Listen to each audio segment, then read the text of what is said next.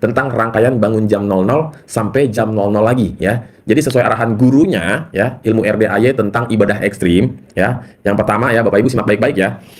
Yang pertama, ketika Bapak Ibu sudah bangun jam 00 ya, posisi masih di atas kasur, sebisa mungkin Bapak Ibu harus melakukan yang namanya ucap syukur. Bagaimana cara ucap syukurnya ya? Caranya begini. Ini pastikan Bapak Ibu bangun tidur mata melek, jangan nyari handphone dulu ya, kecuali masang alarm. Itu cukup matiin handphone, selesai. Jangan buka-buka WA, jangan buka-buka sosmed. Lupakan sejenak tentang handphone ya. Ketika bangun jam 00 mata melek, ngek. Alhamdulillah, terima kasih Allah, terima kasih. Sampai saat ini, sampai hari ini, sampai malam ini, saya masih diberikan umur panjang, kesehatan panjang, rezeki panjang, juga pernikahan dan jodoh yang panjang. Apabila punya pasangan. Kalau tidak punya, ya mungkin bisa diganti menjadi alhamdulillah anak sehat semua. Ya, itu. Langkah yang kedua adalah senyum. Senyumnya sebanyak 41 kali. Dan sekali senyum selama 20 detik. Ya. Jadi kalau Bapak Ibu senyum itu kurang lebih menghabiskan waktu sekitar 14 menitan. Bayangin tuh, kita dipaksa sama Pak Haji untuk senyum selama itu. Maksud dan tujuannya apa? Pertama, malaikatnya happy, bahagia, senang, gembira. Bangun tidur disambut dengan senyum, bukannya manyun. Ya. Yang kedua, dengan Bapak Ibu senyum, itu sama dengan melatih otot-otot wajah agar kencang ya. Orang yang hobinya cemberut atau merengut itu cepet tua, tapi kalau orang yang hobinya senyum biasanya awet muda ya. Dan juga Bapak Ibu dengan senyum itu sudah menarik energi positif, bahagia, gembira sampai kurang lebih 24 jam ke depan ya. Jadi vibes-nya itu positif, happy bawaannya ya. Terus habis senyum ngapain? Lanjut mandi. Mandi pakai daun pandan 9 lembar ya. Daun pandannya nggak usah direbus ya, nggak usah digunting-gunting, nggak usah dipotong-potong, cukup diikat simpul atau dikaretin atau ditaliin ya, bebas lah, itu mah teknis. Cemplungin ke bak mandi atau ke ember atau gantung di shower. Kalau Bapak Ibu agak sulit mencari daun pandan, habis mandi boleh diambil lagi, masukin ke kulkas, disimpan.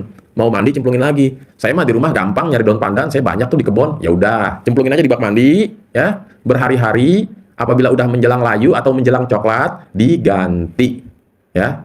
Gitu. Kalau agak sulit, boleh dengan cara tadi, habis mandi simpan lagi di kulkas, habis itu cemplungin lagi setiap mau mandi. Boleh nggak pandannya dipakai bersama keluarga serumah? Boleh ya.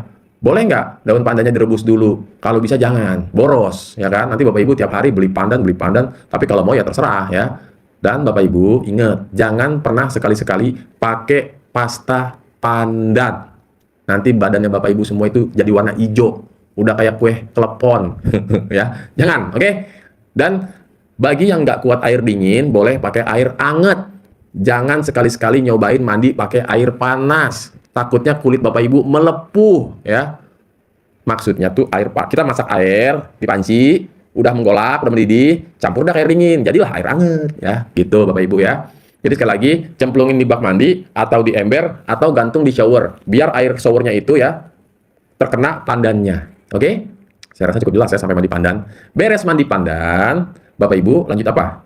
Lanjut sholat tahajud dan teman-temannya. Biasanya ada hajat ya, ada tobat ya. Tapi kalau kita kan sudah disuruh Pak Haji untuk sholat tobat, jadi kita cukup sholat tahajud, hajat, witir ya. Pokoknya mau 8 rakaat boleh, 4 kali salam, mau 4 rakaat boleh, 2 kali salam.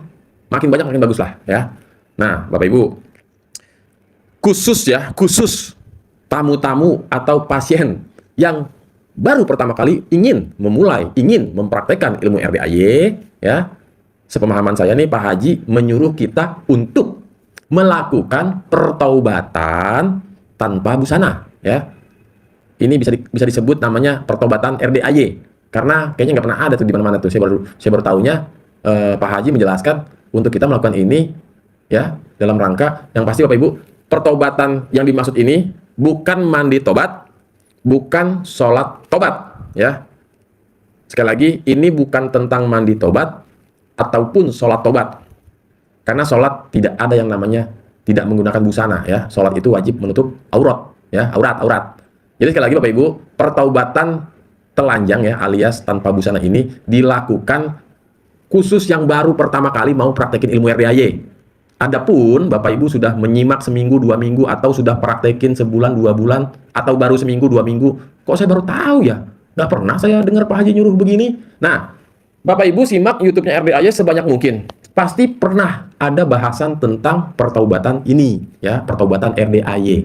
Dilakukan dalam kondisi tidak berbusana, juga tidak menggunakan benda-benda yang menempel di badan, baik cincin, gelang, anting, kalung, dan lain sebagainya, ya. Jadi bagi Bapak Ibu, ini dilakukan cukup sekali di awal. Adapun kalau Bapak Ibu merasa boleh nggak kalau saya ngelakuin sebulan sekali, silakan. Mau lakukan seminggu sekali boleh nggak? Boleh, nggak masalah. Kalau Pak Haji menyarankan cukup sekali aja ketika baru pertama kali praktekin ilmu RDAY, ya. Jadi bagi Bapak Ibu yang selama ini, waduh saya kelewatan, udah seminggu praktekin, saya udah 2 minggu nih, saya baru tahu nih ada pertobatan telanjang. Kayak gimana caranya? Nah, ya, simak baik-baik Bapak Ibu, ya. Jadi tentang pertobatan ini, ya, selesai Bapak Ibu mandi, ya, Bapak Ibu cari tempat yang aman dan nyaman. Boleh di kamar, boleh di ruang tamu, atau di ruang tengah, atau kalau di rumahnya ada ruang sholat, boleh silakan lakukan di situ, ya. Lakukannya mungkin boleh duduk bersila atau bersimpu, ya, silakan. Atau Bapak Ibu pengen duduk apa namanya, duduk kayak orang Jepang nih, begini, ya kan, begini nih. Duduk begini nih. Ini namanya duduk apa nih, begini nih. Nah, ya kan, silakan, ya, bebas. Berdiri boleh nggak? Boleh. Celentang boleh nggak? Ya masa celentang? Tengkurap? Ya apalagi tengkurap. Jangan, nggak usah. Cari posisi yang paling nyaman, paling enak. Ya, lakukan boleh di atas tikar, di atas sejadah, atau di atas karpet. Yang pasti jangan pernah coba-coba melakukan di atas kompor. Apalagi di atas genteng, ya. Jangan. Mas lagi boleh nggak kalau melakukannya di dapur? Silakan. Yang penting lihat kiri, lihat kanan, lihat atas, depan, belakang. Takutnya ada tikus ngintip. Atau Bapak Ibu, boleh nggak lakukan di teras rumah? Silakan kalau berani. Nggak lah, bercanda. Nggak usah, jangan aneh-aneh lah. Pokoknya lakukan di tempat yang aman dan nyaman. Ya, lampu boleh gelap, boleh terang, bebas. Teknis itu mah. Ya. Nah, Bapak Ibu, jadi ketika kita ingin mulai pertobatan, ya, kalau saya sih waktu itu saya istighfar dulu, Bapak Ibu. Memang Pak Haji tidak menyarankan, ya. Tapi saya istighfar kurang lebih 2 menit, 3 menit lah. Astagfirullahaladzim, astagfirullahaladzim, astagfirullahaladzim, astagfirullahaladzim. Ya, istighfar. Habis istighfar, dilagemin. Astagfirullah, Rabbal Baroya, Astagfirullah, minal khotoya, Astagfirullah, Rabbal Baroya, Astagfirullah, minal khotoya. Rabbi zidni ilman nafian wa wafiqni amalan mabula wa wahabli rizqan thayyiban fatub alaina taubatan nasuha astagfir. Aduh, ini kalau diterusin saya bisa menangis nih Bapak Ibu nih, ya. Pokoknya intinya begitulah. Itu mah sifatnya mau dikerjain boleh nggak apa-apa, ya. Utamanya begini Bapak Ibu, kita mohon ampun sama Allah, kita akui tentang kesalahan-kesalahan kita, tentang dosa-dosa kita di masa lalu, ya. Sebelum kita tahu ilmu RDAY, ya. Jadi Bapak Ibu, poin utamanya nih, kita mohon ampun Allah mulai malam hari ini. Saya mengakui semua kesalahan, juga saya mohon ampun atas dosa-dosa saya atau dosa-dosaku, ya. Bahwa aku sering menjadi Tuhan kecil, bahwa aku sering menghina Engkau Allah. Juga mohon ampun atas dosa-dosa kepada keluargaku, baik kepada istri atau suami, dosa-dosa kepada anak, kepada kedua orang tua. Mohon ampun Allah atas dosa-dosa kepada orang-orang terdekat ataupun yang jauh, baik yang masih ada atau yang telah tiada. Juga mohon ampun kepada dosa-dosa atas orang yang aku kenal, juga yang tak aku kenal, ya. Dan aku juga mohon ampun atas dosa-dosa kepada makhluk ciptaan Engkau lainnya Allah. Dosa kepada hewan atau kepada tumbuhan. Nah, itu kita utarakan, ya, dengan kesungguhan Bapak Ibu, ya. Kita menyesali dan mohon ampun untuk tidak melakukan kembali, ya. Nah, poin-poin tadi Bapak Ibu ucapkan, ya, minta sama Allah. Tujuannya apa? Tujuannya setelah kita mohon ampun sama Allah, ya, seberapa banyak pun dosa yang pernah kita buat, baik disengaja atau tidak dan lain sebagainya, ya, itu Allah nanti merintahkan malaikat si pencatat amal buruk, ya, malaikat atid namanya. Kalau rokib amal baik, atid amal buruk, untuk meleburkan catatan-catatan amal buruk kita, dosa-dosa kita, untuk menghapus semua, ya. Jadi Bapak Ibu, yakin setelah kita melakukan pertobatan tersebut, Allah hapus semua dosa-dosa kita, dan ketika kita berdoa, bermunajat, minta sama Allah, cepat terkabul. Ditambah lagi dorongan wasilah aminnya anak yatim, ya. Tentunya anak yatim RDAY, gitu Bapak Ibu ya. Jadi sekali lagi, buat warga TikTok, nanti kalau kelewatan, Bang, ulangin dong gimana tadi? Nyimak di YouTube. Ini lagi live di YouTube, lagi live di Facebook juga ya. RDAY Official Haji Dwi Susanto. Oke? Saya nggak bisa ngulang lagi dari awal nih. Wasting time ya, buang-buang waktu. Oke? Mohon maaf.